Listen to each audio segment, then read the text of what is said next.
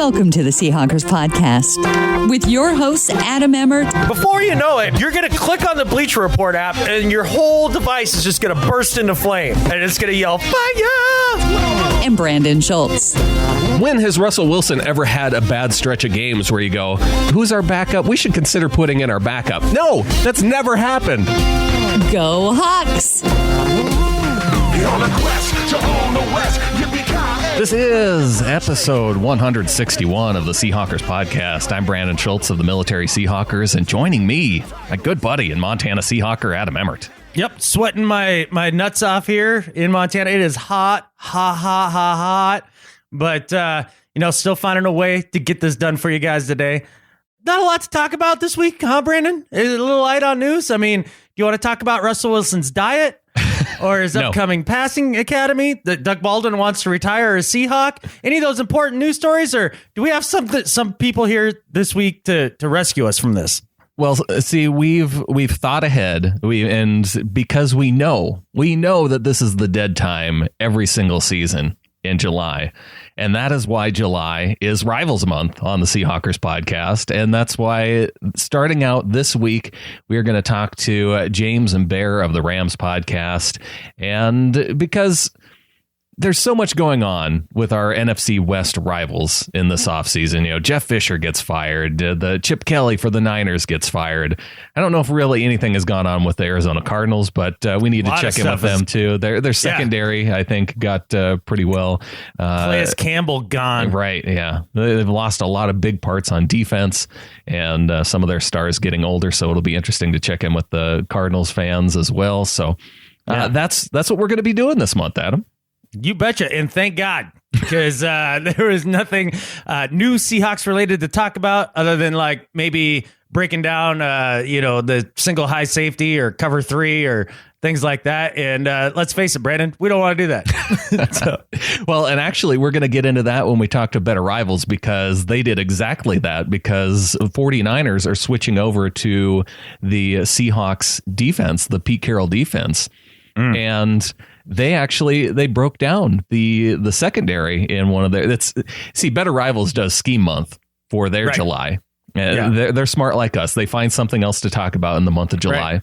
And they're schemers, so that makes sense. And they're schemers, so that's their deal. And we're going to bring on Oscar coming up here in the next couple weeks to give us a little preview of that and catch up on what's going on with the 49ers. So yes, July, despite it being an off month for news, we're going to have things to talk about. Yeah, so let's start with the team that will finish second in the NFC West, the LA Rams. And let's bring in James and Bear and get a little perspective on what's been going on with their team over the last season. It's time for the 12th Annual Podcast Awards. Yes, the 12th Annual. And we need your vote to help get us in the finals. Go to Seahawkerspodcast.com/vote. There you can register. We're in the People's Choice category at the top, but please go down to the bottom for the Sports and Recreation category and select the Seahawkers podcast. You only need to vote for us one time this year, and once we're in the finals, it's up to a panel to decide. Please go to Seahawkerspodcast.com/vote and put us in the finals for the 12th Annual Podcast Awards. This month on the Seahawkers podcast, we're kicking off Rivals Month, and we're starting things off with James and Bear of the Rams podcast. Guys, how's it going? We appreciate you having us first for the kickoff. Well, there's really nothing more interesting than the Rams right now, especially with the All or Nothing series. Just kind of starting things off. A lot of NFL fans able to tune into that on through their Amazon Prime. And I know you're into this, Brandan. You're into this big time. Not only would you try to get me to watch it, but then you were on the Ring of Honor with everybody. Like, so who watched it? Like, you're desperate to discuss this. So I am. I'm glad that you brought James and Bear on, because I'm sorry I'm not going to watch the reality TV show. Sorry. This is not a reality TV yes, show. It is. This is a documentary. No, it is not. Bear. Sports doc. Let's just set Adam straight on this show, because this is... Is it a 30 for 30? It feels like it. It feels like the greatest one that's ever been produced about NFL football. That's a lie. But it was enjoyable from start to finish. I binge watched it, turned on episode 1, got a couple beers, laid in bed and boom, let it rock out till it was over. I really enjoyed it. Well, and here's the thing that I would think would be conflicting with Rams fans. And James, maybe you can explain this a little bit, because, you have the really interesting thing about the All or Nothing series this year is this documents the entire season where Jeff Fisher is fired. And as Seahawks fans, Adam, we know how much pain Jeff Fisher has caused us over the years. Now, not when it comes to, actually trying to get into the playoffs, but just, a couple games each year where it seems like we struggle to win. He's the king of the FU game. Yeah. If you're a Rams fan, though, I mean, it is a memorable season in some ways, but in other ways, there's pain. There's pain involved, James. Yeah, you're absolutely right. And, Fisher had you guys' number. One of the few teams in the NFL, he had your number. But you're absolutely right. I mean, the Hawks have to hate Jeff Fisher. Having said that, going into All or Nothing, Bear watched last season's All or Nothing with the Cardinals, and I didn't watch it because I didn't really want to relive the previous season. But with the Rams, it was hard to get over that initial hump. I was thinking, oh my goodness, one, we're a completely different team this year. There's been so much change in the offseason. Two, it wasn't the most beautiful season for the Rams. It was pretty depressing, and we know what happens, and the coaches aren't there anymore. A lot of players left. So it was hard to get over the initial hump of wanting to commit to re-documenting this whole experience of last year, when I know that all the Rams fans, Rams nations, like to have a new light on this next season going into next year. So, but once you get over that initial hump, I will say the show is very well produced. They do a great job, and even though what's going to happen, you want to watch the next episode. I mean, I think the production of this show, they just did an amazing job, and it definitely keeps you interested. Well, James, on that point, the crazy thing about it, watching it, knowing what's going to happen. It's almost like we mentioned this earlier. It's watching Game of Thrones. You're watching the series to watch the guy get killed off. And I was excited to know that Jeff Fisher. So is Fisher Joffrey? Yeah, whatever he was, I was glad that he got his head cut off. But that was almost the only reason to watch the whole thing. But it was interesting to see how the team and everyone in the organization handled that, because in the media, you have this vision of everyone hating him, the locker rooms falling apart. And you got to learn a little bit more about the backstory of that whole firing, which was pretty good. Well, and there were a couple aspects to this that were really interesting, and you brought it up. You brought one of them up. Is you watched the show expecting it to be just because of how things went with the offense last year, how things went with the defense. You kind of expected a little bit of conflict between those two sides of the football, and you really saw a team that they stayed together through the end, and they really felt like it really impacted them individually that they got their coach fired, and it wasn't finger pointing necessarily. And the argument would be, well, NFL, those guys edited out that stuff, right? Well, I was listening to the Dave Damashek podcast, and they had one of the producers on there, and he said, no, absolutely. What we showed was exactly how the locker room was. Those guys were together throughout the season. Yeah, and he kind of went on in another interview to kind of explain that's why they made the firing and Jeff Fisher story so much of a part of the season, because of all the drama in LA, how the team stayed together, and really wanted to show that exact point, that this firing was a big deal.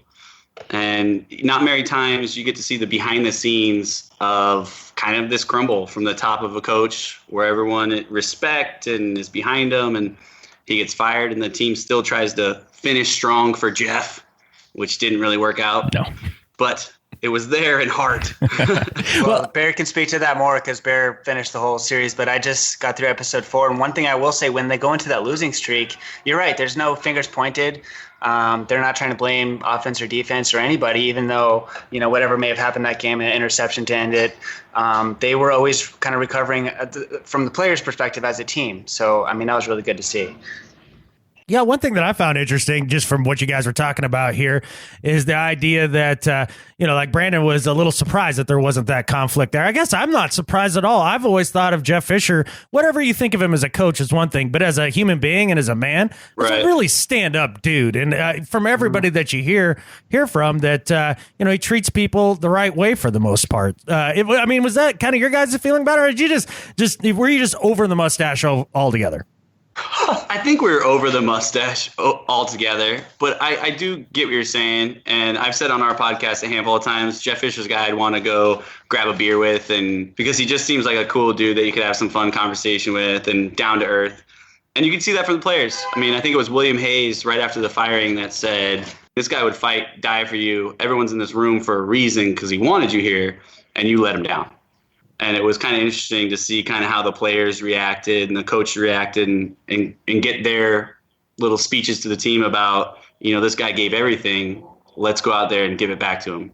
And I guess that's part of the cool thing about the show is that's something that we've never seen, and probably you're not going to see because, how many times is NFL Films going to be embedded with a team to where something like that happens? Right. I just don't think it's going to be very often. And I know what Adam's talking about with the reality aspect of this, and I think it kind of gets into it a little bit in terms of the whole move and, you're getting to know some of the players initially. To me, even if you're a Seahawks, well, especially if you're a Seahawks fan, you're going to want to skip over episode 2 because right. The Rams go on their winning streak initially. You don't need to see that. So really, for me, you tune in at about episode 5 and just carry it out through the rest of the season because that's where the real meat of the season is. Episode 6, is where Fisher gets fired in lost, fire. And in that time too, I wanted to get your guys' take on this because one thing that really didn't stand out to me until watching this. The Rams were in so many close games throughout the entire first half of the season. And even when they switched out Goff as the starter against the Miami Dolphins, they were winning that game against the Dolphins. And throughout the entire first half of the season, it was the Rams defense that was keeping them in every game. And, it was takeaways at the end of some of those games that really sealed the victory in some cases. So it was weird seeing the Rams defense really let the team down and let Jared Goff down in what would have been his very first victory, would have kept the team at 500. And then watching the entire season just slip away after that. Was there something that went on with the defense around that time, or do you think that was it demoralizing having Goff come in when they had the veteran quarterback that had kind of kept him in games throughout the season? What happened during that time? So I'll speak to before the Miami game because, specifically to the Seahawks game, the first home game back, our defense really was a big factor in that game. Obviously, there was no touchdown scored, and we didn't have the most braggable offensive production during that game and even the next game, but the defense held it together. Now, we ran into some injury issues where, we're missing a few defensive linemen and a pretty imperative cornerback, and going into the Detroit game is where, at that point, Case Keenum was still playing pretty well. For a quarterback, and he was scoring some solid points, but the defense just lost it. They didn't have it together against Stafford and the Lions, and Stafford just ended up ripping them apart at the end of the game. And I think that was the start of a long, downward spiral. But you're completely right. In those first, 7 games, there's 2 or 3 plays that completely flipped our win-loss record around. And that's another thing, kind of watching this series. At first, I was like, man, they're doing a really good job of making us look like a pretty good team. And then I started thinking about it, and I'm like, we were a decent team. We just were a couple plays away. Either our offense was there and our defense show up, and most times our defense was there and our offense didn't show up. But it was putting everything together in the same game that was a struggle. And it was really hard to watch, again, like you mentioned, how many close games we had. And if we win that Dolphins game, that Detroit game was close. The Panthers London game, yeah. So it was a struggle as far as watching that and seeing our defense, who we thought is kind of our guaranteed win on the field, let us down a few times. And one of the things that me and James said over and over was finish. And that was the one thing they didn't do a lot. And that's why we gave up 2 10 to 14-point leads in the fourth quarter to give up games. So that was a struggle to watch, definitely, to see how close we were from being a solid Jeff Fisher 8-8 team. Speaking of coaches, there's one guy, and Adam, There's one reason why I wouldn't recommend you watching All or Nothing is because you find out that John Fossil is like one of the coolest guys ever. And that really surprises you? We hate His that. dad's a super good dude with ties to Polson, Montana. I know, but that catfish trickster, I want to hate him so much. Nope, can't do it. And now come to find out that you find out kind of where all the coaches go toward the end in the final episode of the series, kind of ties things up with, where some of the players go off to that you get to know, some of the coaches where they go off to that you get to know. And John Fossil is staying put in Los Angeles. You know it. Hell yeah, he is. I don't like it. Yeah, that's not good for our deal. No, it's not good for our deal. It's not at all. I am tired of the trickeration. All I ask is for Mr. Fossil to start pulling out those plays on any other team. Like, you can just leave us alone for a while now. We're fine. All right? Like, so any other team would be fine. Maybe the Cardinals can be your whipping boy. I'm curious to see how much we still pull out those plays because Jeff Fisher's little mind was behind a lot of those. He was an instigator on a lot of those. He was an instigator. So I'm curious to see how John Fossil will move forward with the new coaching staff trying to pull out some of those deals. I'd love to see him, but... Yeah, speaking of this new coaching staff, who the hell is this head coach? Who is this guy? I think he's a little baby. He's a youngster. Yeah, James bought him beer last week for the weekend. He is a baby. Did you wipe the milk off his lips before you hired him? Like, that's what I want to know.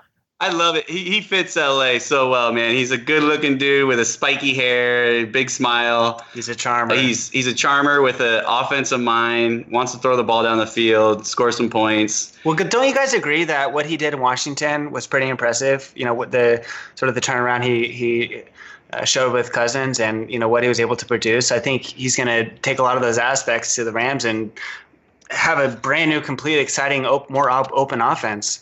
So you're convinced that wasn't Jay Gruden? That was, I don't even know this dude's name, to be honest. I keep forgetting it. Sean McVay.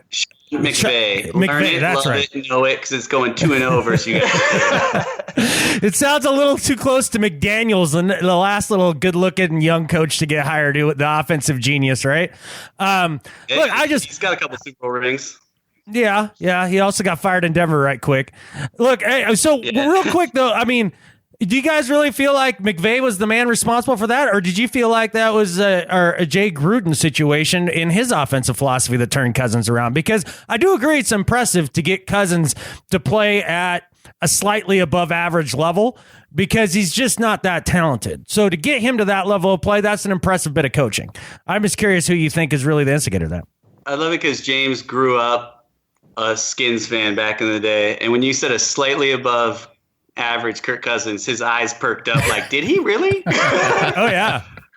Because I'll give it to Kirk Cousins, as much as I hated on him, was, statistically a top 5 quarterback and last year. And coming from the position where he was, as far as he was a backup, drafted after RG3, I think everything that I've kind of listened closely to the team, I actually do believe it was a little bit more McVay than Gruden in that situation. And if we can take a backup quarterback and get him up to a top 5, top 10 quarterback, let's take the number 1 overall pick that we're giving the rest of our franchise to and see where it goes. I'm pretty excited about it. Well, I'm not sure I put Cousins as even a top 15 quarterback. Look, the way I look at his game, and of course he improved. I'm not trying to take that away from him. Plays behind an excellent offensive line. Plays within an excellent scheme. He has weapons or had weapons all around him. Whether that was Pierre Garçon or Deshaun Jackson or the tight end. Who is he? He's a monster. I can't think of his name off the top of my head. Jordan Reed. Yeah, Jordan Reed. This is a guy that had everything set up for him to be a succeeding quarterback in the league. And I think he took advantage of that. But, man, I think if you put him, say, on the Eagles, he's not beating out Carson Wentz. He just doesn't have that ability. If everything's not perfect around him, I don't see him as a difference maker. You're not the only one because the Redskins aren't even ready to give him a long-term deal. So I get that there's a little doubt there. Yeah. But as you're describing the team, I can almost picture every Ram player cohering with what you're saying. Yeah, that's what I was going to say, Adam. You're saying he has a good setup for success, but, would you agree that the moves that McVay has made in the offseason, adding some solid linemen, additional tight ends in the draft and more options for wide receiver, I think he's going to also immediately open up this offense just like he did in Washington. Well, and that's, I guess, what worries me a little bit about McVay is because I'm already seeing that he has that vision, that to have a strong offensive line to protect the quarterback and, to have a good running game and, the importance of having a good tight end, which is what you guys, drafting tight end with your first pick. And so you're starting to see maybe some of those philosophies into what made Kirk Cousins good into something that could make Jared Goff perform well also. Yeah, I think there's a much higher likelihood that Jared Goff becomes a great player in this league than Kirk Cousins. I just look at their college tape, and it's vastly different. Goff has NFL skills. And he's got a great arm. I really believe that he's a guy that can develop with the right coaching staff and the right personnel moves put around him. And I do agree with you guys that a lot of these moves, when it comes offensively for the Rams, I think are going to be a big upgrade for them. I think it's going to take a year or two, though. I'm not sure that you're going to see a gigantic turnaround just this year. Goff still has to go out there and take his lumps under a new system, a system where they actually coach you as an offensive player. That'll be different for him. So there'll be some growing pains, but if they can do that, take Goff and kind of, get him through those first 8 weeks or so. I think by about that point, you'll start to see it come together a little bit, but maybe by year 2, yeah, then I'll start looking at that Rams offense and being like, okay, this is getting a little scary. We didn't get him in early enough last year, so it's almost like he's kind of continuing a rookie season. I mean, he had the offseason. He got a few lumps, because we didn't have an offensive line, so he was getting those. But it's gonna take a while with the new system. But there's high expectations again, and as always. So me and James are sitting here. I know we did this last year with you guys, and we were like, oh, we're a 10-win team. And we dropped 4. And here I am again getting all excited. They do a really good job with the hype out here in LA and with the big moves. So we're definitely buying into it. But I totally agree with what you're saying. It's still a growing process to this, and you got to be realistic about the growth. Having said that, Sean McVay, 31 years old, NFL coach, he's somebody who can make stuff happen fast. I'm really hoping that I totally agree with Adam, and I really like the fact that he thinks Jared Goff will excel in the NFL more. Yeah, than if you want Cousins. a Jared Goff jersey, let me know. Having said that, I do see some concerns with the offense. I don't see somebody right now that's going to replace Kenny Britt's numbers as far as yardage and touchdowns. But what I do see is a more open offense where there's a lot more options for these guys. So I'm really glad you said that, and I can't disagree with what you said. I just hope that it happens a little bit sooner. One quick question for you guys. Where are you guys with Tavon Austin? How do you guys feel about him as a player at this point? Somebody who's tremendously talented, but yet seems to need some very specialized offensive systems to get him going. Are you guys still high on Tavon Austin, or are you ready to kind of be done with that experiment? You know what? I think this is actually the best transition for him. And I think that's where we're on the same page as you, because we're a little confused on what is this Tavon Austin bubble screen experience. But I think with going back to the point of how they used the wide receivers in Washington, having the deep threat down there, I think that's where Tavon's going to replace that. He's going to take advantage of his speed, not so much give it to him 3 yards past the line of scrimmage and make him do everything else on himself. To answer your question simply, we have high hopes for him, but we're not pointing the finger as the highest expectation. Well, and on the same page with receivers, you get Robert Woods, so you have him starting on the opposite side, bring him over from Buffalo, and then you also draft 2 wide receivers in the first 4 rounds. You get Cooper Kupp out of Eastern Washington. I think he's going to have a hard time adjusting to an actual green field. And right. I'm so lost out here. I know. He won't know what to do. It's going to be... God, it's the ugliest field in football. Oh, it's so disgusting. Screw you, Eastern Washington. Screw you. I hate that team. Exactly. He's got to be different to be cool. And then Josh Reynolds from Texas A&M. Out of the other 3 receivers that you're bringing in, who do you guys expect to be that number 2 receiver? Do you think Cooper moves into that role, Cooper Kupp, or do you think that's Robert Woods' job to hang on to? So Robert Woods had similar stats to Kenny Britt, not total yardage, but as far as average. So I think Woods is going to be a really good kind of a more deep option. I actually think Cooper Kupp is going to get a lot more receptions, but they're going to be for a lot shorter yards. So to answer your question, I don't want to put all my money on Cooper Kupp. I know you've been calling me out as being a big fan of his. He did very well at Eastern Washington, but I think he's going to get the ball pretty frequently, and hopefully he can break off some additional yards after the catch. But he's my guy. There's too much hype around that guy to be that good. I mean, the last guy that got drafted that I know of at number 69, Tyler Lockett for the Seahawks. Now, there was a guy who really had a really nice first season, 664 yards in his first season. There's no way Kupp beats that. So I want to know from you guys, out of all the other draft picks, you didn't have a first rounder because of the Jared Goff trade, but of these other guys, who else are you excited about for the Rams draft class?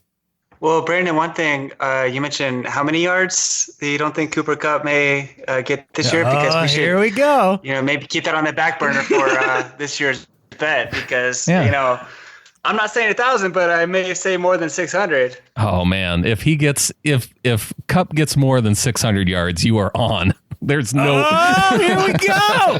Here we go. This is awesome. All right. Why am I more excited about this? I don't know why you're excited. You guys. Maybe because it's not your bet this year. Maybe that's why. Yeah, that's right. Hey, I was excited last year. It was still my bet. 600 yards. Kupp. That's a good one. I like it. Last year we had two active players going head to head, though. Is there maybe an opportunity for that? Yeah, Lockett versus Kupp. Because Lockett's coming back from the broken leg. I mean, I'll let this is James's bet. I'll let him drive this truck, but I'm not. I want to stick with my boy Cooper Kupp at this point. So let's match him up with somebody equivalent, maybe somebody who's also drafted in that round. Amari Darboh.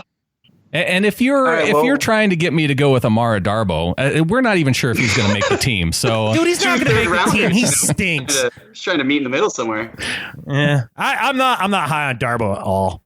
And maybe we'll put this out to the Twitter world and see what the fans think. Yeah, we'll have to see what Twitter thinks about this too. I think we're onto something with Cooper Kupp, though. But I'll let James get back to his answer on our draft picks. Yes, so with your draft picks, who else are you excited about?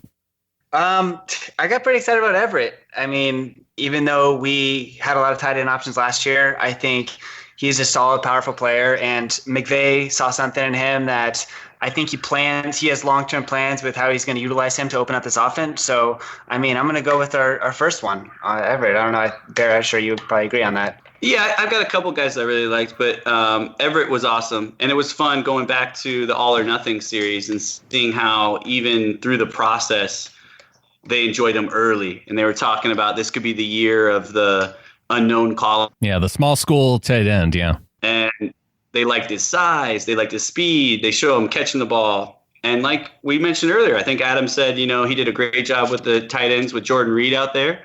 And I think that's kind of the position he sees him filling right there. And so this is my Jordan Reed. I'm going to get him. I can trade back, get an extra pick, and get the guy I like. So I really like that pick, and especially how they traded back and got the guy they wanted. Well, the one thing that we've been putting off talking about is the Rams' super scary defense. And not only is it continue to be scary, but now you guys go and hire. And now talk about the vision of Sean McVay. One of the first guys he goes out and hires is defensive coordinator Wade Phillips.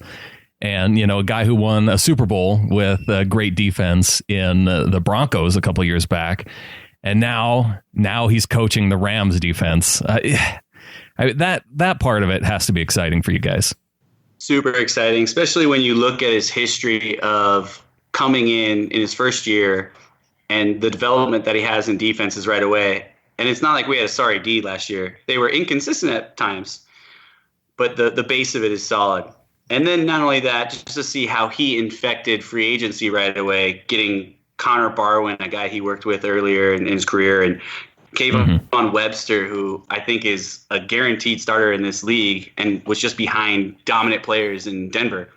And then adding Nickel Roby Coleman, a ball skill type of player and really fits into his defense. And then just go on what we already have on the team with Quinn, Barron, and all those other guys in linebacker skills. it's just a fast, dangerous, aggressive defense. And you're right. It goes back to Sean McVay's kind of vision of this whole thing. Said, listen, I'm an offense guy. Let me go grab my defensive genius guy. Let him just dominate this side of the ball. I'll focus on Goff and expanding the offense. Yeah, it's a direct reciprocal of the age as well. I mean, we got the old guy there as looking at the new guy. And one thing that I'm really excited about, that you mentioned with this new approach to the defense, is moving Michael Brockers down to nose tackle. I think he's going to be a beast there, and I think that's just going to be an additional threat to our offense as we see. So I'm super pumped about that move too. Now, with the arrival of Wade Phillips, how is that changing the structure of your defense? We're moving a couple of guys around. Quinn's moving to outside linebacker. But if you watched him play last year, he plays very comfortable from the stand-up position, and he's a speed guy. So, he can drop back, do a little bit of coverage. And most of the times, it sounds like they're going to keep him in the same role and just go get the quarterback type of deal. Yeah, primarily we're moving from a 4-3 to a 3-4. We're definitely going to have a more mobile side as far as the linebackers are concerned. We talked about on one of our podcasts who on the defensive side, it was actually a social media request who would be making the most tackles, and I actually said Barron with the change in the new defensive structure, the new defensive scheme. So I think it's going to be quicker, and it's going to be even more exciting this year. I just find it really interesting that you guys actually signed a guy named Nickel to be your nickel cornerback. Like, it's almost as confusing to me as Alec Ogletree's wife being named Alex. That was really weird too, finding that out. Yeah, I saw that. That was kind of awkward. Yeah, and it's funny in that All or Nothing, he was like a pop quiz question for their Buffalo Bills game. Oh, right. Yeah, going to Buffalo Bill game. When he was handing out chocolates, was pretzels or chocolates. I was like, I don't know if Bill Belichick does a pop quiz with chocolates and pretzels. Handing out chocolates. No, probably not. That was that one definitely stood out to me too. Is the quiz for chocolate and pretzels, and Jared Goff being a rookie, he didn't get a choice. He had to take pretzels. Yeah, that's all you got left, man. Another thing that stuck out to me, and again, I'm only 4 episodes in, was when they had the bring your dog to work day after their win as a celebration. It was kind of like back to I keep telling everybody, like, would Bill Belichick do that? But it's like, I mean, they didn't win they're not going to the playoffs here. They got to win. You're like having all these special days. It seemed kind of weird to me. Yeah, there were a few things that definitely stood out. And going back to John Fossil, it was a guy that at the time, it seemed like he was kind of in over his head at taking over the head coaching position, and you did get to see that a little bit. He was definitely surprised, and I remember that coming out in the media. And I think part of his surprise was, as they go through the whole cast, you had a former head coach in Mike Singletary, you had another former coach as your assistant coach, and there were just so many other guys that made sense of having that experience in the past. But then you also you see the type of guy that Fossil is, and you kind of you understand it. Yeah, at the end of the day, you're like, man, I think they made the right pick there, but I just don't think they did it in the right timely fashion, because they kind of just told him in front of the whole team, and he was like, I got to talk to Jeff Fisher and Les Snead more about this. Like, this is a little awkward. Yeah. And you guys mentioned the timing. I mean, the timing of it was absolutely horrible, and I can see why it caught the entire team off guard, because it was right after the loss to the Falcons and having the short week. And I expected to tune into that, seeing kind of that same ramp up to the Seahawks as there kind of was in the second week of the season. But you saw just kind of the whirlwind of the coach getting fired and trying to get things together and get ready for the trip to go up to Seattle. I mean, there really just wasn't any time to really cover anything else other than, okay, we gotta get through this and get up there and do what we can to try and win out these last 3 games. It put the team in a really tough spot, firing Fisher right after the Falcons game. Yeah, road game to Seattle on a short week. Good luck. But then you still couldn't beat the Niners. Yeah, we really couldn't beat the Niners at any point last year. It was really embarrassing. Actually, that's one of the teams that I've circled this year, just being like, we just got to beat them. We got to beat the Niners. We can't. I mean, they only had 2 wins, and both of them were against us. I know. It's embarrassing. That's embarrassing. Well, see, the other thing we could all agree on is the Cardinals. And I just want you guys to tell us, how bad do you think the Cardinals are going to be this year? Because I think they're going to be really bad. They could be a 4-win team this year. You know what? The only thing that kind of scares me, well, I don't know. Because you're right. The quarterback's so old. Palmer's old. Johnson's one of the best running backs in the league right now. I'll give him that. But everyone's going to do kind of what they did against Todd Gurley and just put 8 in the box, let the old man throw. And their defense is so dodgy and questionable. And they lost a bunch of dudes this offseason. And Palmer's only had one good year in 4 in Arizona. And everybody seems to think that's who he is all the time. No, he looks more like Carson Palmer from Oakland. And he is just older. And it's still Drew Stanton, the backup. Like, Larry Fitzgerald, the wheels have to fall off at some point, which is sad to say because I love Fitz. But look, So who do you take, Carson Palmer or Kirk Cousins? Oh, I take Cousins in a heartbeat over Palmer right now. Oh, for sure. Right now, yeah. So, Adam, you have 49ers doing better than Arizona this year? Yes, for sure. Now, where do you put the Rams in the division? Well, not first, but I mean of the final 3 positions. They're second in this division this year. Yeah? Yeah. All right. Hey, I like that. That's 7 and 9. Within striking distance. Yeah. I'm okay with that. Yeah. We'll beat you at least one of the 2 times. No, we're getting 2 this year for a change. I'm tired of this catfish.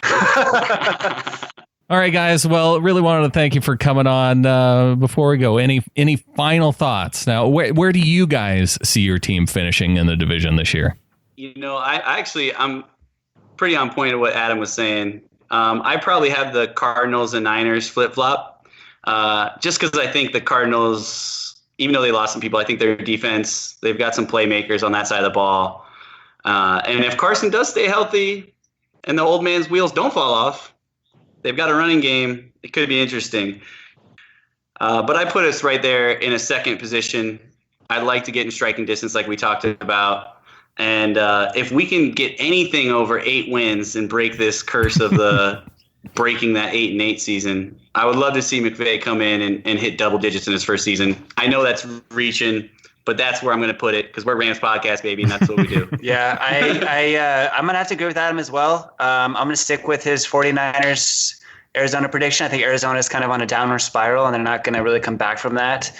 And I think the 49ers made some decent moves in the offseason, but yeah, I have the Rams number 2, Hawks number 1, 49ers, and then Arizona.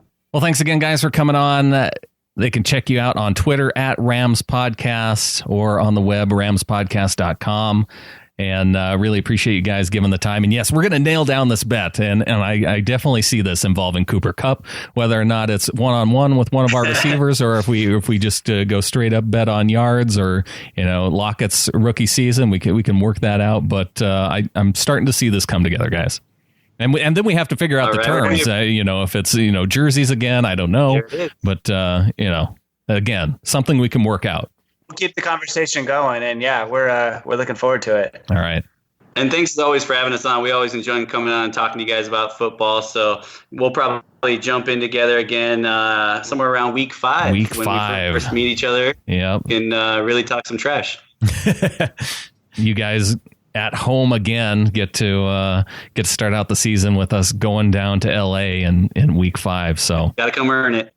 That's one thing I'm not super excited about your schedule. I mean, All or Nothing showed how difficult the travel was, and the NFL hooked you up for the first 5 weeks of your season. The farthest you have to travel is to Dallas, and other than that, you're in California. So whether or not it's going up about to San Fran, but break. I guess you get a break, but then it gets a little tougher. So we'll see. All right, guys. Well, thanks again for coming on. All right, guys. Thanks a lot. You bet. Go Hawks. Yeah, go Hawks. Hey, I'm Russell Wilson, and I throw a sexy deep ball. Thanks to James and Bear for coming on the show, breaking down the Rams season. Adam, what do you think about this bet? I'm curious to get your thoughts because it's surprising to me how high they are on a 3rd round wide receiver out of a Big Sky Conference school, thinking that he's going to surpass a guy like Tyler Lockett in his rookie season. Yeah, I find that to be very interesting. I mean, look, I guess if you're a Rams fan, you got to find things to get excited about. And third round pick who's coming out of a small school. I guess maybe that's your guy, especially when I guess you've hung your hat on having Tavon Austin be the savior of your offense for 4 years. I mean, you start grasping at straws, and so here it is. So what I really like about the idea of this bet, Brandan, is number one is it's your turn. And then number two, I think if I'm making that bet, I like the idea of comparing Kupp's first year's numbers to Tyler Lockett's first year numbers and seeing if he surpasses or falls short of those. And the reason I like that is that that's comparing apples to apples, the right. rookie seasons, right? Yeah. Rookie seasons, the same pick at number 69. Really? I didn't realize that. The exact same pick in the round, too. Oh, wow. Interesting. Yeah. Okay. So, yeah, makes complete sense. We'll just see if James is man enough to jump on board. I think that he has drank so much Kool-Aid out of that cup that he'll be on board for this one. We're going to win this year. Absolutely. Yeah. Now, the other thing about the Rams that I'm interested to see this in this upcoming season is you saw part of the reason why they won almost no games with Jared Goff, and the same goes for Case Keenum. Teams were able to stack the box to concentrate on stopping Todd Gurley and their run game, and they absolutely they had a guy like Brian Quick. They had a pretty solid tight end in Kendricks. Yeah, Lance Kendricks is going to Green Bay now. So here they are losing some of their veteran pass catchers. And how do they expect to get any better? I don't see, okay, the coach is a great schemer, but I don't see how do you scheme around not having talent to throw to?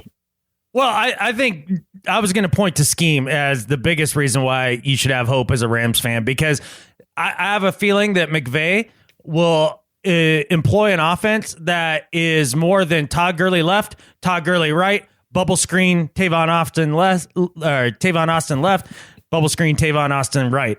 Because that was quite literally their entire offense. Oh, throw in a reverse or two. Right. Like he's actually going to push the ball down the field a little bit. And I think that's going to make a big difference for the Rams offense. I mean, the reason you could stack the box is even when they did throw the ball, they were basically long handoffs. So I think that can make a huge difference for them. Well, we will see. And I'm not quite sure about your prediction of second place in the NFC West. I still, for me, we get, and I can talk a little bit about more of this in my Do Better, but I think you could take all three of our rivals in the NFC West, put them in a bag, mix them up, and pull them out. And they're all the same team to me as far as their expectations or my expectations for them this year. Yeah. And I'm going to talk more about the Cardinals in my Do Better because okay. Because to me, that's still the number 2 team. But a nice little preview there of the Cardinals. Yeah. I still think if Carson Palmer is able to stay healthy, and I know that's a big if. Was he healthy last year? They can be 9-7. Even if he misses a couple games, that can be a 9-7 team. Even with the defense, they're able to put up enough points. I think with their weapons on offense. We could talk about this more during my Do Better. All right. Well, let's get there. Let's get to the second half of the show. We have some new members of the flock, and we have some new reviews. And, of course, we have Do Better and Better at Life. And before we get there, let's let folks know that Amazon Prime Day is coming up July 11th. And because the new All or Nothing series is on Amazon Prime, you can get a 30-day free trial. You can watch the latest All or Nothing series. You can get in on some of the great deals of Amazon Prime Day on July 11th. And you can help out the show by going to Seahawkerspodcast.com/prime and signing up for your 30-day free trial there. On to the second half of the show. This is the Seahawkers Podcast. If you want to join a Seahawkers chapter, check out Seahawkers.org. It's coming up on the start of the season. I know a lot of clubs are going to be doing their gatherings on the weekend, so if you're looking for fellow fans to get together with wherever you may be, check out Seahawkers.org and see if there's a chapter near you. You bet, man. You're going to find a lot of very cool, like-minded people. They have lots of cool events. They do really cool things for charities and things like that. Plus, you get to say you're a member of the Seahawkers, dude. I know. Yeah, the official booster club of the Seattle Seahawks, in case you'd forgotten. So, yeah, check them out, man. See what chapter's next to you. All right. Well, you mentioned a little bit of news off the top of the show. Not super newsy, but I guess the biggest thing, apart from Russell Wilson's, new diet, was the fact that he started a passing academy, and it's being led by Jake Heaps. So I guess the big news is that Jake Heaps is not going to be our practice squad quarterback this year. No, but apparently he made business connections with Russell Wilson while he was in camp. That was a productive camp for Jake Heaps. Right. He was networking. So good for him. Well, it's good for Jake Heaps' deal for sure, because, Russell Wilson has a team to quarterback. So, he doesn't need to be a part of this too much, apart from having his name as the label on the quarterback academy. Oh, absolutely. So Jake Heaps can run it and do his thing. This is a good deal for Jake. Yeah, everybody wins here. I think that's cool. I did want to talk about Russell Wilson's diet for half a second, though, because I found that to be freaking hilarious. 4,800 calories a day to lose weight, huh? Yeah. Well, and did you read what the trainer had to say about this? No. Like the coach? I was so disinterested in this that I could not. I saw the headline. This was the funny part to me. Okay. Was he says everybody thinks about calories in, calories out, right? But he's like, but the human body, the way you burn calories, correct? Is what he said. And I was like, okay. He's like, so you got to heat up the body to get the calories to burn. And by eating all the extra food, it creates more, fuel. So you've got more calories to burn. This is the biggest load of cockamamie catfish that I could ever hear. Like, I can't understand this for the life of me. This is very simple. Number one, the human body is 98 degrees. Yeah. Like, I mean, it's already hot. Like, so, I mean, you're already there. And if you want to burn calories, go exercise. It is calories in, calories out. Everybody makes weight loss so freaking complicated with all these stupid convoluted theories. It's very simple. You can't get around the fourth law of thermodynamics, okay? Like, you can't. It's just the way it is. Yeah, you can just burn more calories than you consume. You'll lose weight. I promise. If you do that over an extended period of time, you will lose weight. Eating 4,800 calories a day is not going to help you lose weight. I promise. Just dumb.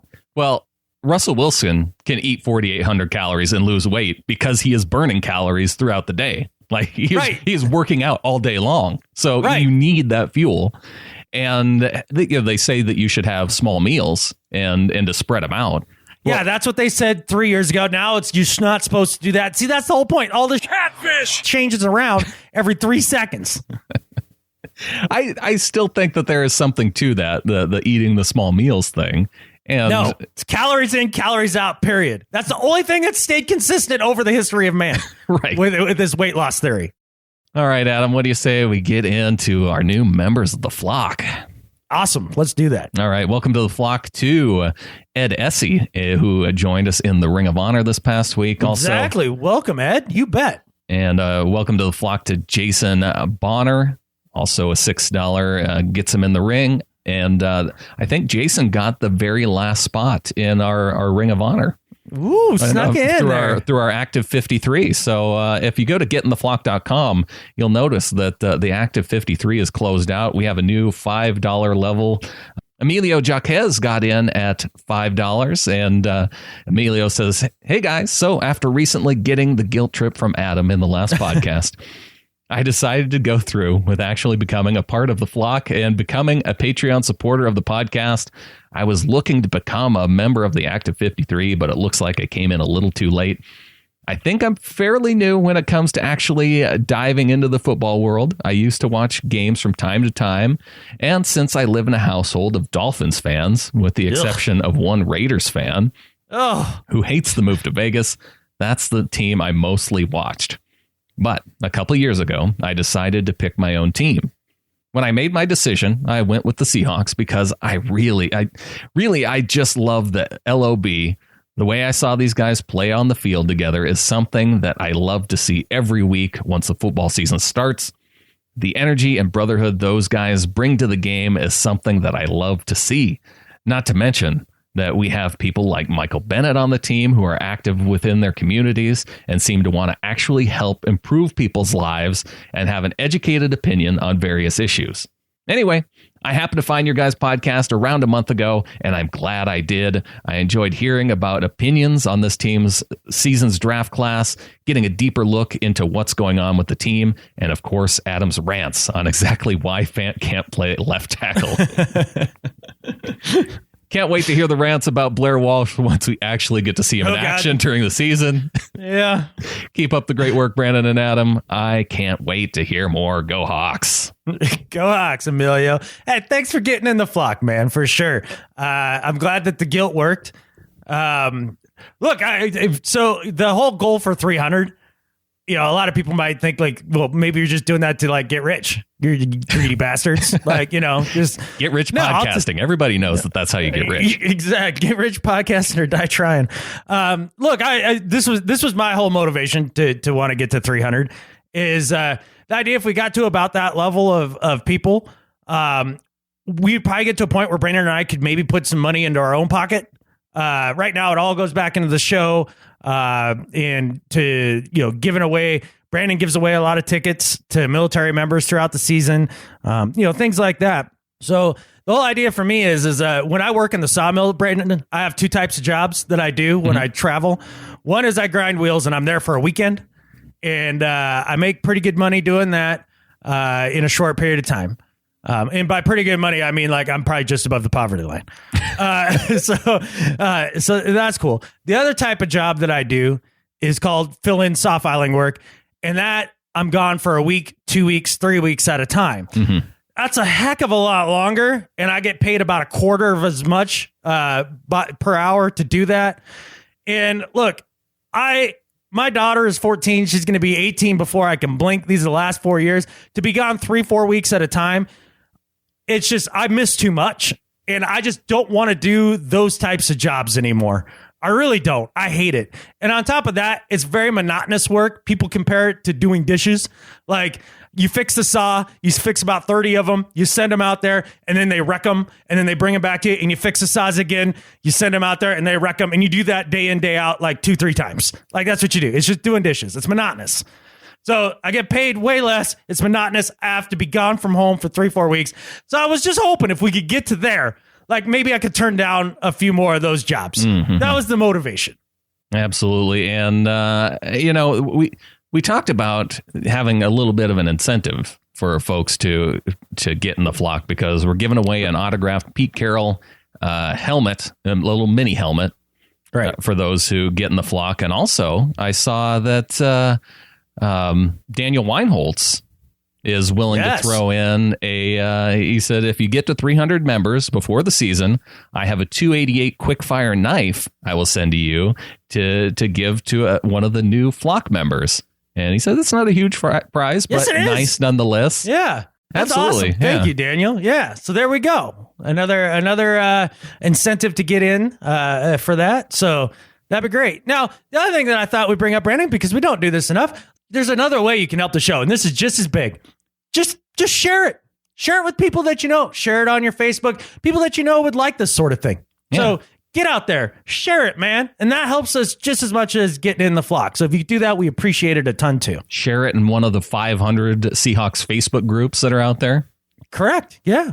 There's lots of ways to do it. So yeah, anywhere you think that, makes sense. Even if you just have like that one friend who's a big Seahawks fan, share it with them. Be like, hey, you might dig this one. That's all. If you can do that, that's just as helpful. We appreciate that a ton. So we appreciate all you guys in what you do in helping out the show. And we just want to keep growing, man. Yeah, we got 2 more members that went to getintheflock.com and joined up with us. We got a buck from Mike Johns, and also a $1 pledge from Brian Eck. And Brian sent along a little message. This is pretty cool. It says, greetings, Seahawkers. I am writing you from San Diego, California, where for the last 29 years, I have been a diehard Chargers fan. Ooh. Former season ticket holder, traveled to away games, cheered until I lost my voice. I supported them through the good years and through many awful years. The team chose to move to LA and broke my heart. I could never root for an LA team. For me, football is not just about the team, but supporting the city and community that they represent. The last few months, I've been doing extensive research on who my new team would be. My criteria was the following: a team in the West, somewhere where I have family or friends, a team from a city that I like and identify with, a team where I could go to at least a game or two a year, a team whose philosophy was stout defense and a strong run game, good ownership who treated its players, fans, and the community well, something my previous team lacked. Yeah. And a great fan base. The Seahawks kept checking all the boxes. I have decided that the Seahawks are the best fit for me, and I am all in. I have been listening to your podcast to help me get oriented with the team, and you guys do a great job. I booked a trip to Seattle to visit my wife's family in December and purposefully planned it for when the Seahawks are in town, and have bought my tickets to my first game against the Rams. Awesome. I'm so excited for my first visit to the Clink. The only problem is I don't know any Seahawks fans. My friends and family are either going with no team or supporting the Chargers in LA. Barf. I hope I can find some local fans to watch games with or find a meetup group. Either way, your podcast is great and is helping me to educate me and feel welcome as a 12. I am even committing to joining the flock by donating to the show. Go Hawks! All right, man. Go Hawks. And welcome to the family of the 12s. And you will find that this is very much a family, man. And you know, I thought your criteria for the type of team that you should choose was great criteria. Absolutely. And it does so happen that it fits all that. You know, I totally appreciate the donation too, man. Like, you know, $1 a month, that adds up. It adds up. Well, the cool thing here is we have a guy who just decided to become a Seahawks fan and is already offering to donate to the show. That's very cool. That's very cool. And look, man, anybody that kills somebody for switching their fandom, like, it's like right now, if you're one of those people kind of thinking about that, if you were a Sonics fan, are you still a Thunder? Are you Thunder fan now? There's not very many.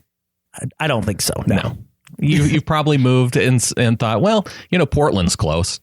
I can cheer for them. Right. Or, I don't know, does Vancouver... Oh, they don't have a team anymore, do they? No. They went to Memphis a long time ago. Yeah. Yeah. So, I mean, the option is if you love the sport, like, you're not going to just be like, oh, I'm not watching the sport anymore. Like, you got to find a new team. I'm glad Brian went through the thoughtful exercise of checking all the boxes to see which team fit for him. And I'll make the offer to Brian if he wants to come and tailgate with the military Seahawkers. Now, the funny thing is when I saw Brian's name and his last name, we have a guy that has the same last name that tailgates with us with our military Seahawkers group. Oh, and so I just assumed that these guys were related, but you know, and maybe they are, and then don't know it. There's more than one family of X out there, is what you're trying to say? I'm thinking so. Oh, interesting. But what are the odds? Yeah. So definitely, Brian. I'll let you know where the military Seahawkers meet up, and even if you're not prior military or current military, there's we welcome all types of folks in our tailgate. So yeah, they tolerate me. Exactly. Yeah. So all right, and because it is the first of the month, I have, for anyone that's in our 12 and above group, we give a shout out at the first show of the month. So shout out to our top monthly donors at getintheflock.com. Ross in Eureka, California. Ron in San Francisco. I haven't heard for Ross for a while. Oh, that's true. I know he's going to be coming to a game. Oh, I know. He's probably busy, though. I mean, this is construction season, so I'm sure he's super busy. Yeah. And also Ron in San Francisco, Ella in Woodway, Texas, Christina in Manassas, Virginia, Gary in Chappaqua, New York, Kathy in Eureka, California, Tim in Austin, John in New York, Young in Anchorage, Jameson in Murray, Utah, Rowan Federal Way, Keegan in Colorado Springs, Hector in Seattle, James in Linwood, Sven in Teltow, Deutschland, Summer in Vancouver, DCH in Sparks, Nevada, and David in Camas. You just listed that was like a list of some of my favorite people. Well, it's like coincidentally, yeah. We've got to know them through the Hangouts and through the Ring of Honor. So yes, worth recognizing them each and every month as some of the folks that provide the most support to the show. You betcha. You guys are awesome, man. Thank you so much. Other people supporting the show this week through iTunes reviews. Oh, cool. All right. This one from iTunes in Australia from Freshy Eagle. Great podcast. You guys have kept me informed and taught me a lot about the game. Go Hawks. Go Hawks, man. Appreciate that from all the way in Australia. Those are the types of things that blows my mind every time. Like when it's like just another country of any kind. Yeah. I mean, wow. Here's one from the United States from Rookie's Revenge, titled Seahawks for Life. Grew up in Portland, been a Hawks fan since Max Strong's rookie season. Moved to Colorado for college and have stayed ever since. I'm a displaced 12 in Broncos country. God. I know. I've seen the low season and enjoyed the high seasons. Suffering through the meaningless Denver community has left my football world bleak. Your podcast helps to enjoy all the Seattle success when no one else wants to talk football. For any other 12 wanting a taste of home while away from the Northwest, just listen to Adam and Brandon. They will heal the soul. Awesome. That's what we're here, man. We're here for your Hawker and your soul. Like we're here to help. And man, good luck being there in Donkey Land. Like that's tough to deal with. They're a terrible fan base to have to interact with. Yeah, it's tough. And here's one from Janine from Sheffield, checking in through the US iTunes, titled Bird Loves the Hawks. She says, I am an English lass that married a Yank and been a Seahawk fan since the play that can't be mentioned. Okay. We watch all the games here in Niner/Raider land and cheer loud and proud. We never miss an episode of the straight no clickbait, better at life team news and views. Keep it up, lads. J9. Awesome. Thank you very much for that. And see, like somebody that becomes a fan of the team in like one of the hardest moments that the team has ever had, like respect, like big respect for that. I think there were quite a few people that realized in that, depending on how devastated they were at that moment, you know, if it hit them that hard emotionally, right. They're like, well, I must be a fan of this team if it's breaking me up this much. Yeah, can't deny it. It just wells up with inside of you. I mean, there's always the disappointment from non-Patriots fans who just, here's the Patriots winning another one. Yeah, right. But if it hit you that deep, that's how you know. That's how you know. All right, couple emails. First one here from Victor in Palmer, Alaska. Hey guys, what's up? I love the show. I've been listening since day one, and you guys are the highlight of my music. I love listening to you guys. Go Hawks. Hey, go Hawks, Victor. Appreciate that, man. Since day one. Then he must like it. Yeah. And Zach from Bridgeport checking in says, so here is a thought that I think Adam could solve, which is harder to predict. Marshawn Lynch's mind overall or Tom Cable's mind on the offensive line? Oh, that's it. That's an easy question. That's an easy question. Yeah? It's much easier to predict Tom Cable's mind because he'll be like watching defensive linemen and be like, ooh, he looks super athletic and he's a good hip bender. He could play offensive line. You know that's his thought process. You know that's what he's going to think. Marshawn Lynch, the only thing that you know about him is that he's going to be eating Skittles at some point. Right. That's it. Yeah. He says, by the way, after listening to you all for a very long time now, my vote is to make Adam the offensive line coach. Why? Oh, I like this. Yeah. Because he at least approaches the position logically and in a manner that makes sense. Tom Cable, not so much. Still can't figure out what he's trying to do. Though Russell can hustle, he needs more time than traffic cones to protect him. I can't help but think that with Adam as the O-line coach, we would at least I love this idea. have Joe Thomas who can play instead of the man who can't. Go Hawks. Go Hawks. Zach, I appreciate your faith in me. I'm not sure that I could be the coach because much like learning to play left tackle, you can't just learn that in one offseason and then do it. Like, I think you need some time. But I do think I could be like a special assistant to John Schneider. Right. Like an O-line. You're the general manager of the offensive line. Right. I think that I could help with because he's right. We'd have a better option than Jokel or Fant at left tackle at this point. We would have a couple established veterans on the offensive line by now. The director of pro personnel and then offensive line in parentheses? In parentheses. I like it. Zach's onto something here. Mm-hmm. Let's start a petition. Yeah, change.org. Those always work well, right? Oh, dude, that's why they might as well rename change.org like amendment.org, because every time you put up a change.org petition, it results in a new amendment to the Constitution. Like it's very impactful. Change.org could be things that'll never happen.org. Pieintthesky.org. Yeah, there you go. All right, Adam. On to do better and better at life. All right, man. Let me take do better first. Peter King, this last week. This is a holiday do better because 4th of July, Independence Day was this week. And what do we normally see as part of this holiday tradition? It's the hot dog eating Missing competition. Fingers? Oh, Well, yeah, missing fingers is one. Okay. Gluttony competitions are number 2. Yeah. Okay. Oh, no, this is what I'd say. I'd say missing fingers, American flag pants, and then hot dog eating. I think that's the order. Now, I think it's a solid 3. Is that your order of preference, or is that just the order prevalency? Of prevalency. Okay. Yeah. Because I got to tell you, I'm totally out on flag pants. Oh yeah, dude. No. That's I prefer my flag on a pole. On a pole. Right. Yeah.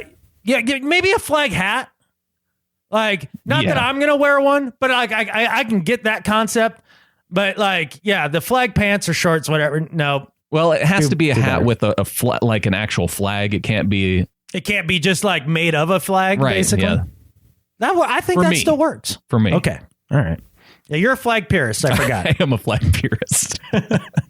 Adam always laughs at me because I get upset when I see like the team style flags where they take the U.S. flag and they make it team colors and they put a team logo on it, and how it chaps me. And yeah. Brandan can't have that. Yeah. Nope. That is disgrace to America.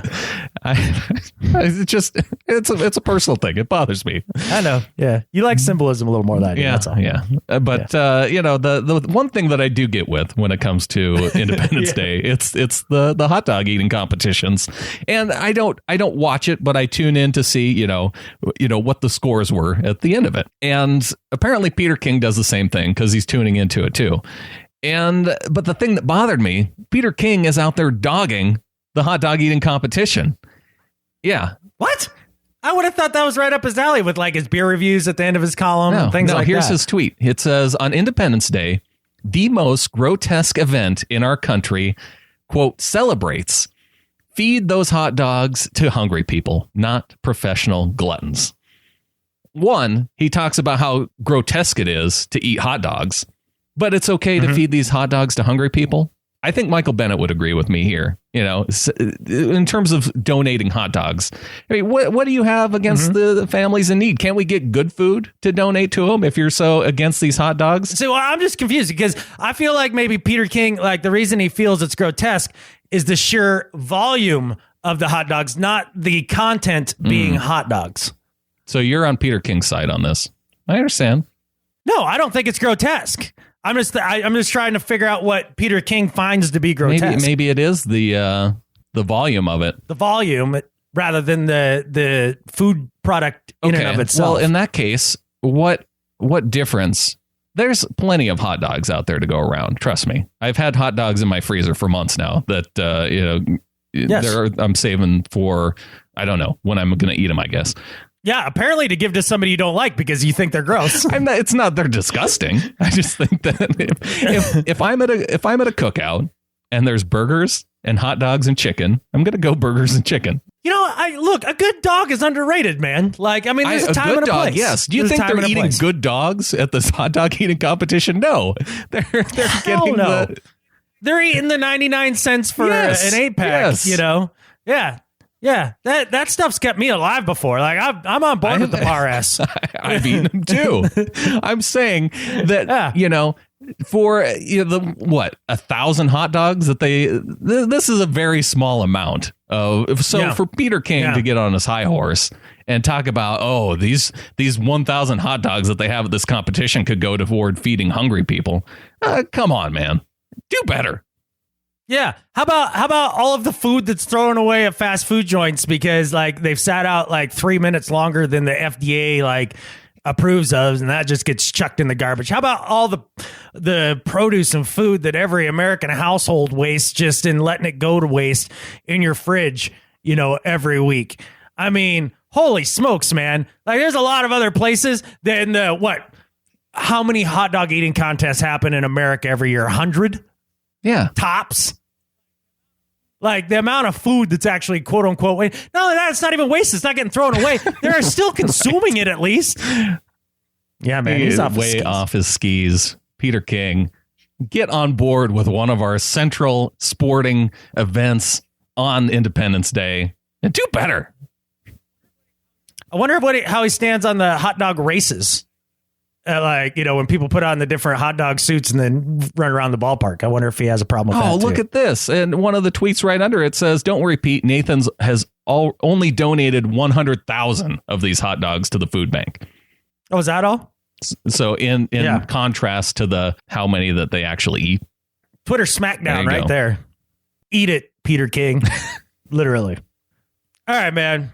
My do better this week is for ESPN writer Josh Weinfuss. I'd never heard of Josh Weinfuss before. This name sounds familiar to me. I'm guessing he's the Arizona Cardinals beat writer. Oh. Because the title of this article that just recently came out is what are the Cardinals' chances of making a Super Bowl 52 run? Mm-hmm. And it's one of those Q&As that he does with the other beat writers in the division. So I'm going to read you the first 2 or 3 paragraphs of this article just to kind of give you an idea of Josh's mindset here for the article. Starts out, it's no secret the NFC West is a 2-team race between the Arizona Cardinals and Seattle Seahawks. Seattle has proved it's capable of making the Super Bowl, but with a dominant running back like Marshawn Lynch. Whether all the internal discord is true or not will go a long way toward determining if the Seahawks make the playoffs again.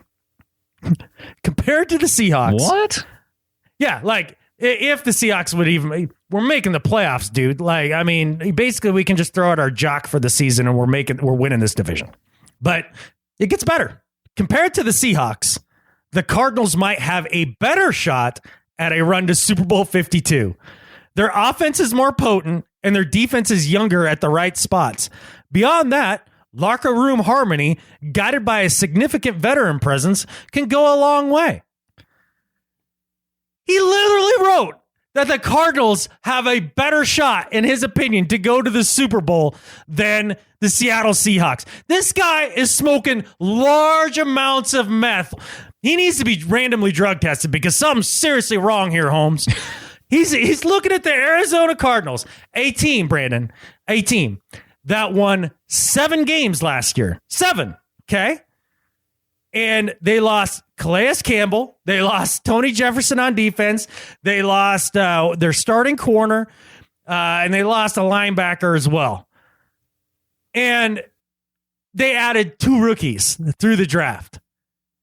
And this is a defense that already was 14th in the league giving up points per game. And that's going to get better? Because they're younger at all the right positions. I mean, didn't you hear him?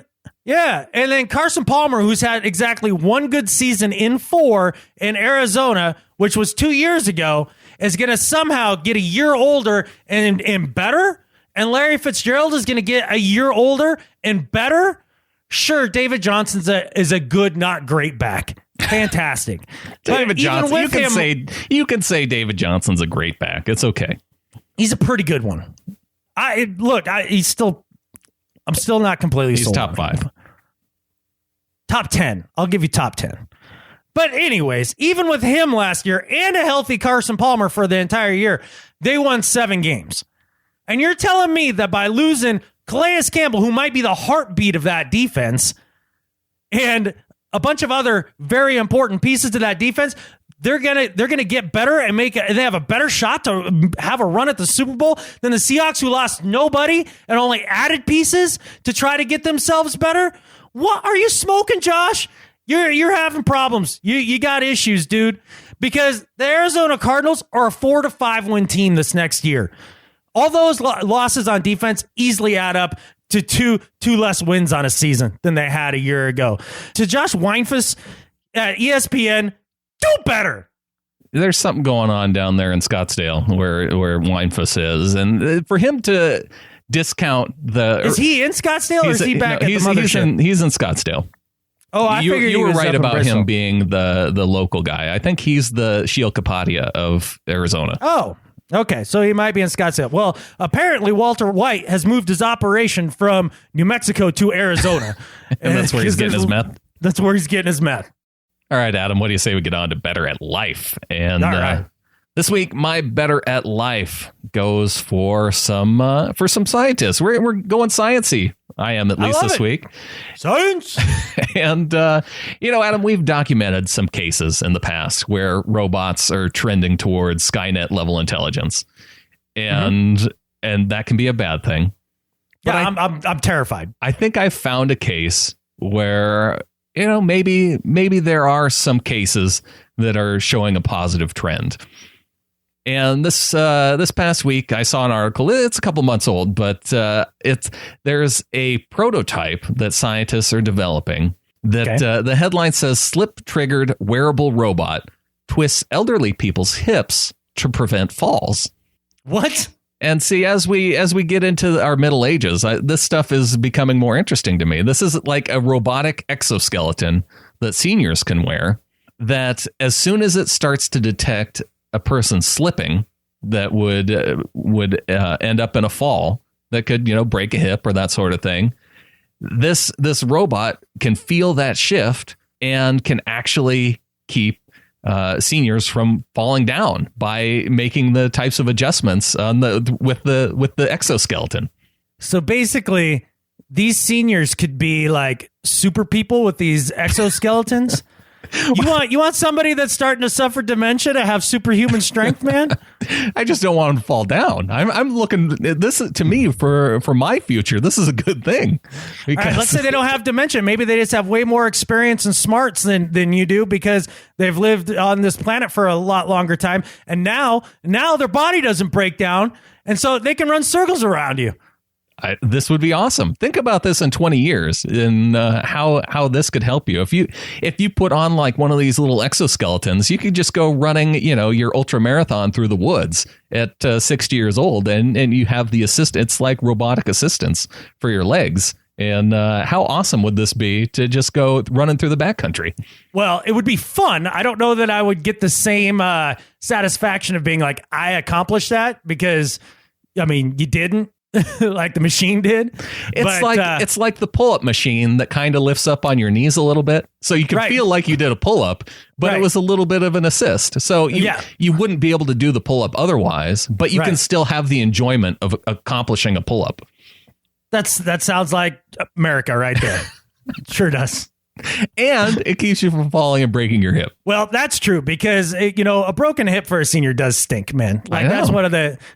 It says in the article it's the leading cause of fatal and non-fatal injuries.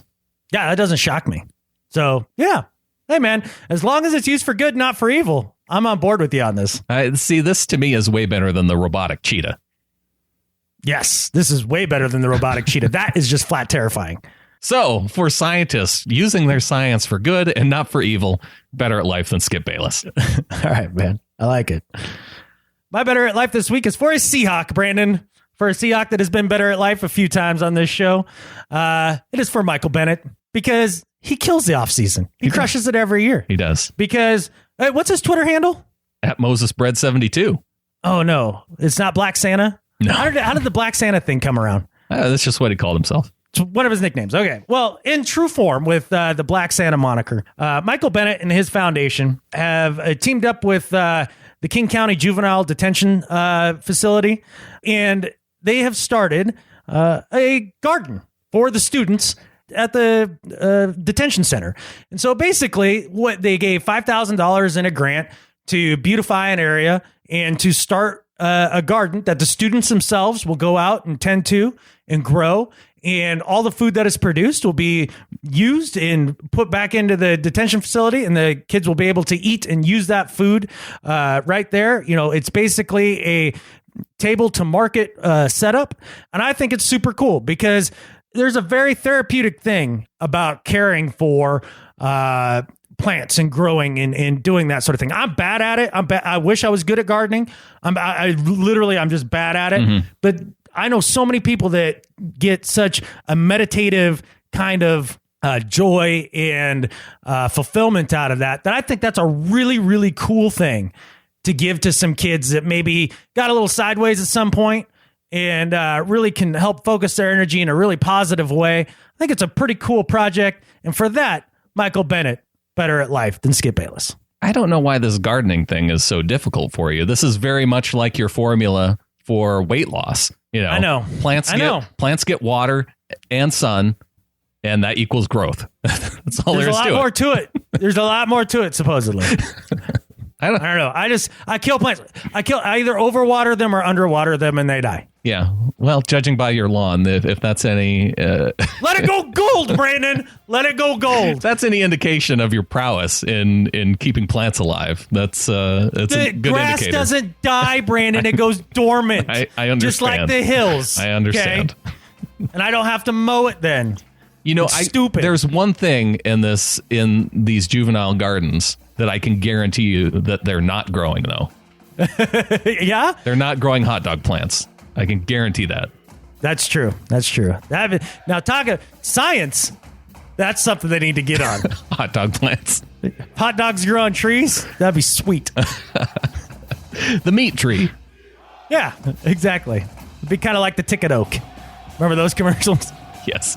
All right, man. We made it through another week of the offseason. You guys made it through another week of the offseason. We're close. We're getting closer.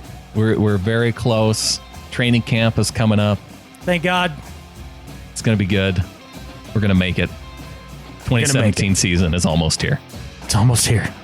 And we can watch the Cardinals go down in a ball of glory. All right, man. All right. I think with that, there's only one thing left to say.